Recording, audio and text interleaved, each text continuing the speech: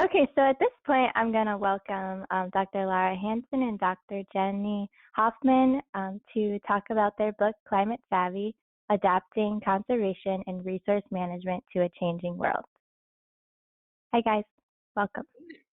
Hey, thanks for having us, Molly.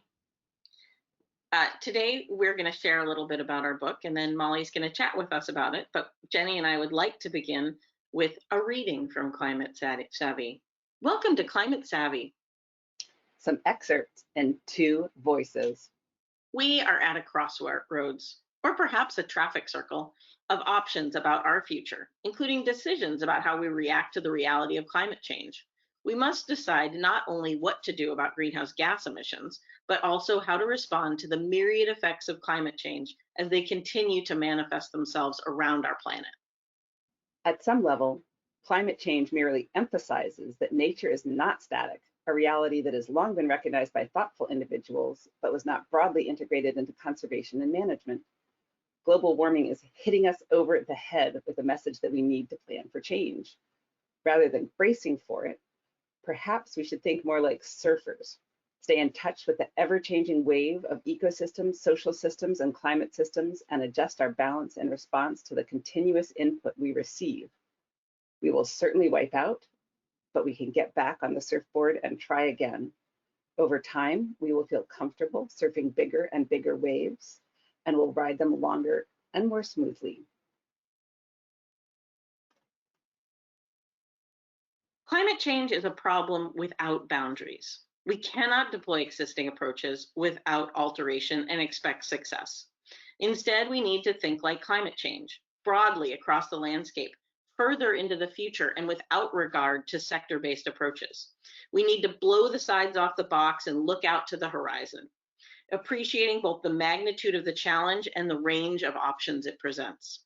When it comes to addressing complex problems like climate change, creativity and the ability to integrate examples from multiple arenas are our best assets. Put on your thinking caps, use both sides of your brain, step out of your imagined boxes, and leave your dogma at the door. Woof, preach it, sister. There is a point between accepting the need to adapt your work to climate change and actually doing it, where many people falter. Making this leap means figuring out exactly how to adjust what you do to this new way of thinking. And like all change, it can seem onerous. Here, we present an adaptation perspective that we hope will help you to find a path forward. Adaptation to climate change is not just a scientific problem or a new methodology. It's a philosophy that must imbue all of our activities and decisions. In some cases, it presents an opportunity to finally start acting in ways we have wanted to but never did, a fuller realization of idealized philosophies. It may require changing goals or approaches, or just adjusting our outlook. In all cases, it provides an opportunity to realize some of the very basic aspirations at the heart of our work by giving them a new context. We have now arrived at Chapter 4, Box 4, Tenets of Adaptation. 1. Protect adequate and appropriate space for a changing climate. 2. Reduce stressors that are exacerbated by or exacerbate the effects of climate change. 3. Manage for uncertainty. 4. Reduce the rate and extent of global and regional climate change. And 5. Reduce the rate and extent of global climate change. That said, no single element or component of adaptation is a solution on its own, and there is no universal best set of tenets. Successfully adapting to climate change relies on a mixture of approaches, as well as perpetual review and modification as new information comes to light, new ideas are generated, and additional change takes place. What we present here is a set of tenets that has worked for us as a conceptual framework for developing adaptation plans. We encourage you, the reader, to develop your own framework for adaptation if these do not resonate with you. Great. So, getting to climate savvy governance and management and decision-making overall requires the same type of holistic thinking that is needed for developing good adaptation strategies, namely thoughtful, proactive approaches that bring together stakeholders and institutions to innovate and implement flexible yet effective laws and regulations, either through adjusting existing ones or creating new ones. It's a tall order, and there is no simple recipe. Still, the benefits of a strong adaptive governance system extend beyond addressing climate change, making societies more robust to all manners of change. Right on. We are very, very grateful to everyone who picks up this book and decides to include the reality of climate change in some decisions they make. All right. Well, thanks you guys for being here today. I want to take a moment to talk about the raffle that you guys have generously offered to do for the listeners to today's session. So yeah, so people who are interested in receiving and winning a copy of Climate Savvy can send an email to info@ecoadapt by the end of the day today, whatever your time zone, November 24th, 2020, and you'll be entered to win. And we'll sign you up for the EcoAdapt mailing list too to keep you in the loop. And if you don't win, or if you're not interested in the raffle, you can actually still use a discount code to purchase the book. Savvy is the code, and you'll get 20% off. And you can follow the link islandpress.org/book/climate savvy. So yeah, thank you for offering the discount code and the raffle to our listeners. And I think I want to just go into a discussion with you guys about your book and then about the adaptation field in general, since you guys were or are early leaders in the field. So I guess first I can ask you, and I think I want both of you guys to answer this. What inspired you to write Climate Savvy? Well, it seemed to us, working with people get really frazzled by climate change, like something they haven't really thought about before. And like, oh my gosh, this is this big mystery, and what the heck, maybe I'll just go like crawl into a corner and hide. But Lara and I knew that it's not really rocket science, that just clear thinking can take you a long way. And we'd written or edited a previous book when we were both at World Wildlife Fund, just sort of walking through like, here's how to think about it, here's what it means for different sectors. So we said, let's write a book that applies to a bigger audience, that just helps calm people down to the point where they can feel empowered to move forward. Yeah, and there weren't very many resources at the time we wrote this book for people who were in that position that Jenny said, of saying, wow, this is something I do want to address, but I don't know how. And it was a way of getting people information, and in a different format than our previous book. Our previous book had been written biome by biome. So if you worked on freshwater, you read this section. But since one of the things we're really interested in is how do people do this holistically, it seemed like reworking the book so that it could help you think across those silos would benefit long-term outcomes, which is kind of what our goal was. That's really great. Yeah, so when did you guys write the book? And then I guess, how do you see it still being relevant today? Oh my gosh, when did we write the book? It was published in 2010 originally. Right. Although I think it has a 2011 copyright for reasons I don't understand. We started writing it, I think, in 2009. Right. It took longer than we wanted. Yeah, but that's because means it was a work of art. So you were asking about it being relevant today. Was that the second part of that? Yeah, so as we emphasized in some of the readings we did, it's not just, adaptation isn't just about the science or the methodologies, it's the sort of philosophy. So in some ways, the philosophy of practical action that is throughout our book, or we tried to put throughout our book, remains just as relevant today as it did then. The point is, you have to say, what is the science? What are the methodologies? And then how do I apply that in my life? yeah, you think about what is it that I'm trying to achieve, and how do I bring climate change into that to increase my likelihood of success. And so that basic philosophy, I think, hasn't changed, even It's if the science. timeless. Timeless, that's right. Yeah. Yeah, I definitely, when you were doing the excerpts, I could definitely, tell that. And it wasn't that long ago anyway, but it is timeless information. So thank you guys. I guess I also wanted to ask you, I know you gave us excerpts, but what are some key highlights in your perspective from the book? And I think I can show your, there you go, your table of contents. In case The that's overview of what the book has in it. So as you can see from this table of contents, it is full of information. The book is largely written from this resource management conservation perspective, but the pieces that are in there apply to so many of the kinds of things we do today across this huge array of topics. Because after all, climate change does affect everything we do. Right.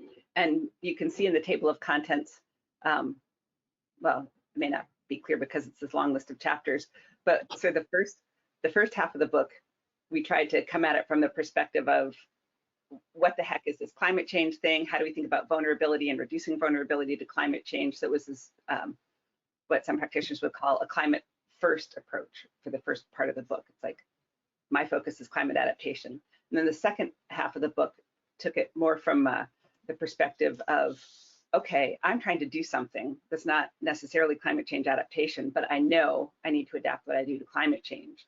And so then we tried to walk through, starting with like chapter 8, I guess, right? Okay, so you're trying to do protected areas. What does climate change mean for that? You're trying to protect endangered species. How do you bring climate change into that thinking? You're thinking about landscape connectivity.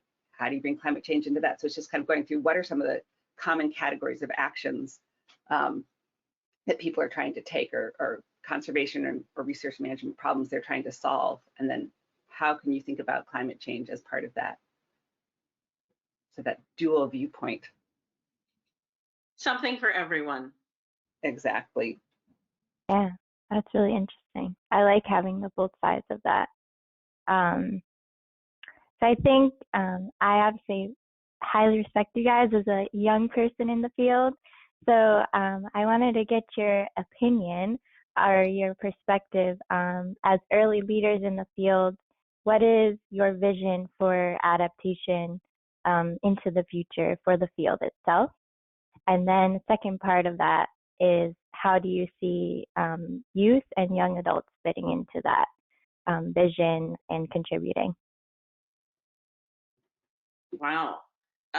I think that I think Jenny and I still agree on this. One of the visions that we had when we started doing adaptation is that this should just become part of how everyone does everything they're doing. So adaptation at some point ceases to be a field, and it just becomes good practice in whatever you're doing, because you want the work that you do, regardless of whether it's on conservation, resource management, human community development, public health delivery, whatever, you want it to endure. You want it to have long lasting effects. You want the work you do to benefit current and future generations, and not cause problems going forward.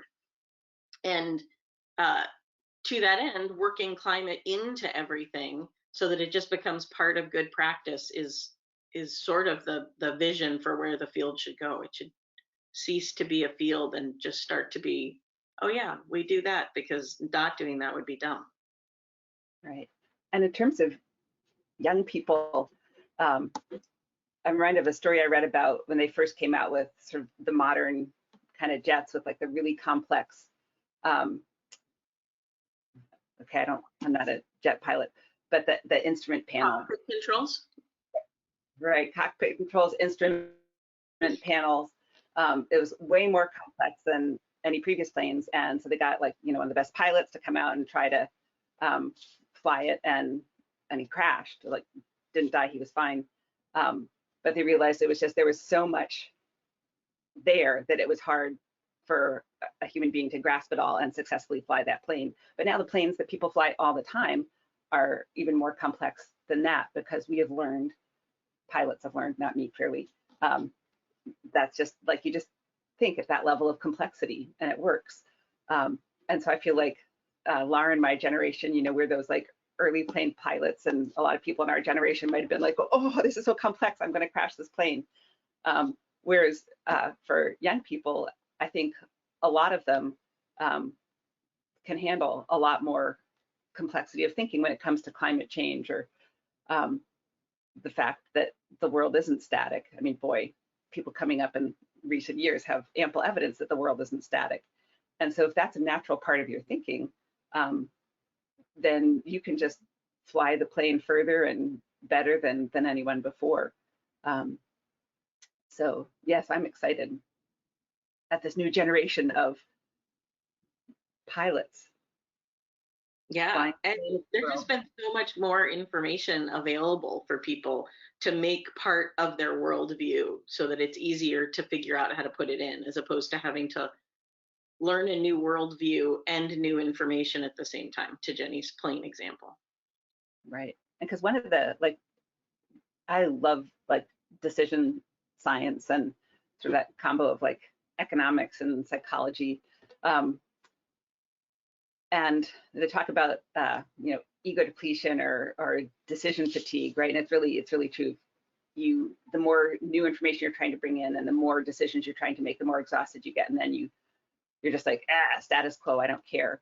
And again, I feel like for a lot of younger people with a lot more sort of under their belt, are a lot more feeling more uncomfortable with climate change and uncertainty, and you know, certainly for people who've gotten involved in climate change early on, feeling more comfortable with like advocating reality in the face of people who aren't quite there yet. They have a lot more energy to take us to the bigger decisions that we need to make. Definitely. I totally agree with that. I think I like the metaphor. Well, great. I would say, with that said, what is one piece of advice for people just starting out in climate change field? This doesn't have to be just adaptation, but or their careers in general, that you would want to give. One piece. Wow, that's a. You can give a couple if you want.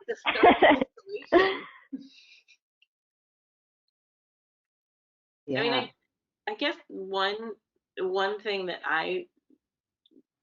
that comes to mind, based on what Jenny just said about how we still live in a world where some people aren't entirely on board with the realities of climate change, is really being the voice for the climate change conversation in any activity you're doing. So if there's something that you really have passion for, think about how climate affects it, and sort of be the voice for advancing that, because that's still a desperate need in our society, nationally, globally. Yep. I kind of want to say, find your bliss. And what I mean by that in this context is, you know, you might look out there and you say, oh man, I wish I was the kind of person who would like single-handedly sail across the ocean and talk to the UN and like be this outspoken advocate. And if that's you, awesome, do it, you know? But if that's not you, awesome, don't do it. Because like change doesn't happen because of like one single outspoken individual. That person is part of making change happen. Change also happens because someone's like sitting down with their, you know, friends who are from completely different viewpoints, you know, maybe aren't so sure about the climate change thing. They sit down, they're like, hey, you're a human being, I'm a human being, we live on the same planet, let's chat, let's get along. And one of the things Lara and I found with adaptation is it can be a lot less fraught than mitigation. Like, you don't have to be oppositional. It's just like, do you want to build something that's going to last or not? And so, yeah, don't worry about trying to be someone else. God, this is like so corny, right? But it really is true, right? You will, way back in the day, so I got my undergrad in geology and biology, but then I also spent a year working with runaway and at-risk youth, doing street outreach and AIDS education. And when I took that job, my boss who had been a runaway, and the assistant director had also been a runaway, and they were amazing. And he said, look, you're going to come in here, you're going to look at us, you're going to say, wow, they really know what they're doing. I want to try to be like them. He said, don't, that's a mistake. Because if you try to be like me, the best you can be is all right. Whereas if you're yourself, you'll be the worst for some people, sure, but you will be the best for other people. And I think that's how it is with adaptation. Be yourself, bring your own gifts. And that means that for some people, it won't resonate at all, but that means that for other people, you will be the absolute agent for change. Because of. If I can add one I thing think, to what Jenny was saying, go for it. Yeah. that is so important, because working on climate change, while it has a huge sense of urgency, this is one of the pieces of advice I got early in my career in climate was that this is a marathon and not a sprint. We are not going to solve the climate problem. Even if we got emissions under control, the problem that we have created that is going to need addressing for centuries to millennia to come, longer than any of our lifespans, requires that we continue to be able to bring the energy and the focus to addressing it. So being yourself and being happy in the space of being yourself is gonna pull you a lot longer than trying to do something that you're not comfortable with or is not what's making you happy. Yeah, and jumping on that, find a friend. Because like one of the things that was fun about writing the book was doing it with Lara. It would have been so boring to do it myself. Boring. It would have been impossible. Are you kidding? That book could not have been written single-handedly. But yeah, it's a lot funner doing it. And I mean, obviously, Lara's like one of my, adaptation soulmates, but there are plenty other people out there in the adaptation world who are just amazing, awesome people. I feel that my environmental friends have, a dear place in my heart, because there's a level of understanding there especially as you like find out even more challenging information. You have people to turn to, and they can understand the gravity of it. I also want to just reiterate kind of what you guys were saying, where I feel like that was one of the goals for me with this session, is making sure people listening understand the range of opportunity, thinking about climate change in the future. And that, like you guys basically said, like if you want to be a doctor, you don't have to not be a doctor just because of climate change. Like you can think about climate change as a doctor, bring that to the world. So thank you guys for that insight. I guess, and Jenny, you kind of touched on this, but I wanted to ask you guys to talk a little bit about your career pathway and like what got you into adaptation. Okay. Wow. Well, Lara and I have a strange connection way back in our pasts. So like I said, I did geology and biology, and then I got into runaway and at-risk youth, and then I moved all the way across the country from Rhode Island to the Bay Area for various reasons, and was looking around for jobs, and ended up getting a job for Dr. Susan Anderson at Lawrence Berkeley National Labs, which now has a different name, working on, it was genetic ecotoxicology, and Susan was really interested in sort of the intersection, well, she was interested in multi-generational effects, and then worked on this intersection of temperature and toxicity as well. And so that's sort of where I got into thinking about this, the interaction of different factors, different stressors. But one other amazing thing about Dr. Susan Anderson is that she had this daughter, and stepdaughter, and she said, "Oh, you'd love her." It's like, yeah, sure I would. And I'm guessing Lara, she was doing the same thing to you. Oh my God, you have to meet this Jenny person who works for me. But then Lara and I met in a small dark room filled with toxic chemicals, and that was that. Yeah. So that's how we intersected. I love that. I had no idea. That's so cool. Yeah, and that intersection happened in part because I had been, Jenny and I are both have toxicology backgrounds. This multiple stressors thing is one of the things that makes climate change fascinating and probably allows us a little bit of an advantage in being able to think about all the stressors at the same time. I had been working on toxicity and ozone depletion. So my undergraduate work had been on ozone depletion and UV radiation. My graduate work was on more of that. And then in 1998, I started a postdoc with the US Environmental Protection Agency looking at coral reefs and ozone depletion. And that happened to be the year of the first large scale global coral bleaching event. And suddenly my research had a new focus to look at temperature as well as UV, as well as some chemical stressors. And that's when everything shifted for me to start working on climate change. And then the next obvious step in that from the work that I was doing, which wasn't on greenhouse gas emissions, but it was on the biological effects, is what do you do about this for management or conservation? And then I was hired by the World Wildlife Fund, actually by the Dutch arm of the World Wildlife Fund, known as the World Wildlife Fund for Nature, to help run their adaptation program and create adaptation energy in the conservation space. At which point Jenny came along and joined in that effort as well. That's right. There I was teaching and realizing maybe I didn't want an academic career. And Lara's like, come to Durban with me. And we went to the World Parks Congress meeting in Durban. Yeah, so then Lara and I did international climate change adaptation for a bunch of years. And international work is great and important, and I learned a lot, but it's also really emissions heavy. And I also felt like like both the effects of climate change and what you can do, what makes sense to do adaptation wise, are so culturally dependent, context dependent. Like I remember we did this project in Madagascar.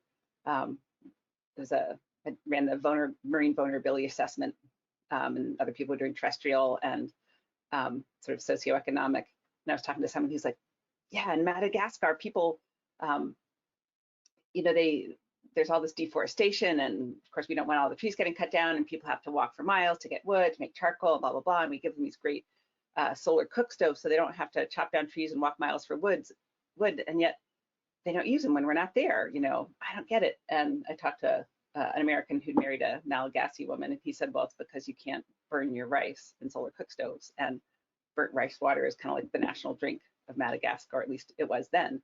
And so without knowing that, right, a solar cook stove that doesn't burn your rice is never going to get adopted in Madagascar, right? So recognizing that, Lara and I and some other people wanted to focus more in North America, so we wouldn't be spewing quite as many greenhouse gases for our work, and we could be working, focusing more in a somewhat smaller geographic and cultural space, recognizing the vast diversity of cultures that there are within North America, but it's still less than the whole world. So how do we focus a little bit more to make more of a difference? Yeah, and at that time, North American adaptation was woefully behind the rest of the world.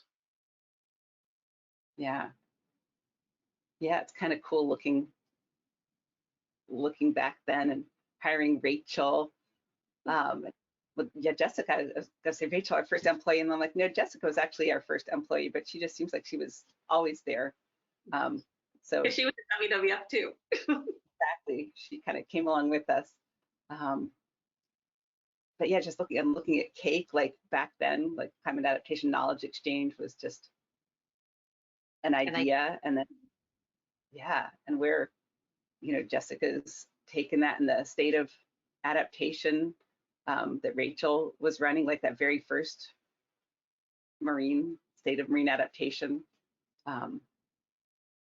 Yeah, it's crazy. Yep, it is indeed. Jenny is also a co-founder of EcoAdapt, for those of you playing along at home. That's right. Yeah. Lara and Eric and I said, let's do this thing. And we did this thing. Yeah. And then, as you may notice, I'm not with EcoAdapt anymore. And that's, so I was doing a lot of trainings with the Fish and Wildlife Service National Conservation Training Center, sort of helping develop and teach some of their climate classes. And someone said, oh, you should take their decision analysis trainings. I think you really like it. And I took those and I loved it because decision analysis seems like it was built to address some of the trip ups that the things that people get hung up on in adaptation. And so then I'm like, oh, maybe I'm going to go to grad school in decision analysis. And no, I don't really want to go to grad school again. So maybe I'll just kind of quit EcoAdapt and become a self-trained decision analyst, although taking classes and teaching with National Conservation Training Center and others. So, and I still, if anyone, yeah, my line about decision analysis is it's like probing the depths of the human psyche with Excel spreadsheets. So if that sounds fun to you, I highly encourage you to get into it. And because there's this whole field of decision making under uncertainty. Right. And back in the early days, people say, oh, climate change is so different because of all the uncertainty. It's like, not true. Like there's so much deep uncertainty and people have been figuring out how to make decisions that way for ages. There's this whole realm of practice and study. So. Jenny, that was a beautiful tutorial in following your bliss. Yeah, follow your bliss, baby. Yeah, and if your bliss is yes. Well, I was gonna say thank you guys for the bold moves that you made in seeing the need and following it. Because I mean, if you hadn't started adaptation then, we wouldn't be where we need to be now. So, yeah, thanks for that. Well, and thank all of you who are listening for the moves that you're going to make. And again, like you may look at us and say, oh, I want to start like a big nonprofit, or I want to do cake, or like, you know, like your big bold move, your big difference, maybe something totally different. It may be under the radar. No one may ever pay any attention to you in the media, and that could be fine, you know, like make the difference you were born to make, man. Yeah. There's no limit to the opportunities in what needs to be done to address the climate crisis. People will frequently ask Jenny and I, what should we be focusing on? And the answer is wherever you can lend a hand, get in there and do it. We need all the hands we can get. Definitely. Well, I guess at that point, I think we can close it for today. And I just want to say thanks to everyone who joined, and thanks to Lara and Jenny for being here. So if anyone has questions that they directly want to ask any of us, here are our emails. And once again, in order to do the raffle, just email info@ecoadapt.org by the end of the day, your time today, November 24th. And you might get a chance to win Climate Savvy for free. Otherwise, you can go to their website and enter the discount code SAVVY, which gives you 20% off. It's islandpress.org/books/climate-savvy. You guys have any last words you want to say? No, thank you all for listening is all I would end with. Indeed, and thank you, Molly, for running the show. Excellent job. Bye. Bye. Bye.